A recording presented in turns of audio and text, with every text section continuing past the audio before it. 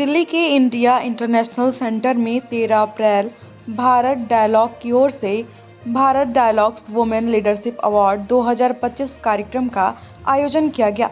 कार्यक्रम में भारत एक्सप्रेस के सीएमडी और editor in chief Upendra Rai guest of honour के तौर पर शामिल हुए।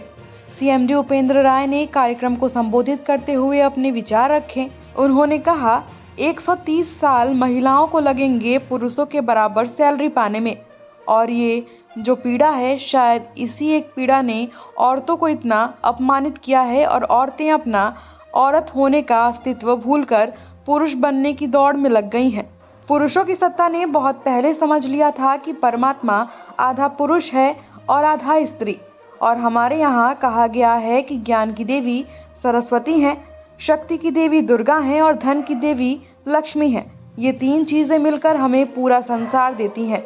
आदमी अपने जीवन में चाहता क्या है? धन, सम्मान, प्रेम और सुरक्षा। सुनिए सीएमडी उपेंद्र राय ने संबोधित करते हुए क्या कुछ कहा।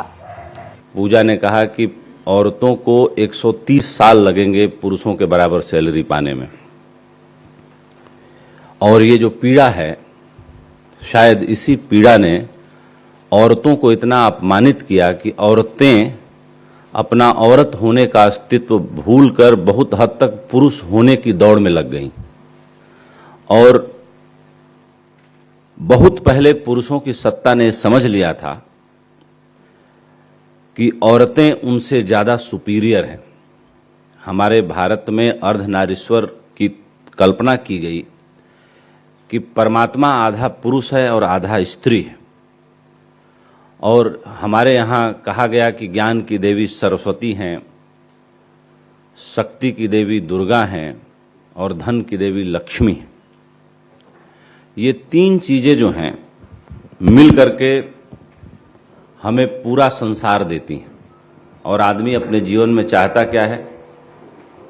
धन, सम्मान और प्यार, प्रेम, इन सब की सुरक्षा चाहता है। मेरे पिताजी बड़े अनुशासन वाले आदमी थे। मैं गाजीपुर के एक शेरपुर गांव से आता हूं, जहां अफीम की फैक्ट्री है। हमारे गाजीपुर में हेरोइन बनने लगी थी और गांव-गांव पूरा नशे की उसमें चला गया था। हमारे पिता कलकत्ता में कुछ काम करते थे।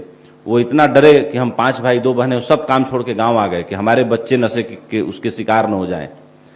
तो आप ये समझिए कि 85 से लेके 95 तक हम लोगों को घर में बंद करके रखा गया लगभग। मतलब एक तरीके से जैसे वो तहव्वुर राना पे सुसाइड वॉच रखा गया है कि कहीं वो न कर ले। उसको पेन भी दूसरे तरीके का दिया जाता है कि आदमी जो होता है पेन से भी आत्महत्या कर लेता है, मार लेता है खुद को। हम बच्चों को वैसे रखा मेरे पिताजी ने कि हमारे बच्चे बिगड़ न जाएं।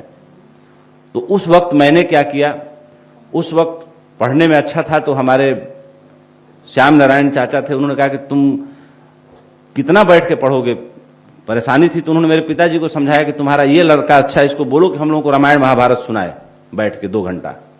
तो मेरी ड्यूटी लगी, मैं बैठ के रोज 2 घंटा 365 बटे उसमें 2-4 दिन छोड़ दीजिए, लगभग मुझे याद है कि बहुत सालों तक मैंने काम किया। कभी रामायण चलता था तो पूरा रोज 2 अध्याय अपना चला, 2 घंटे में जितना मैं पढ़ा सुनाया। तो तब मुझे कहानी पता थी, कथानक पता था, तब उसका तात्विक ज्ञान मुझे नहीं पता था।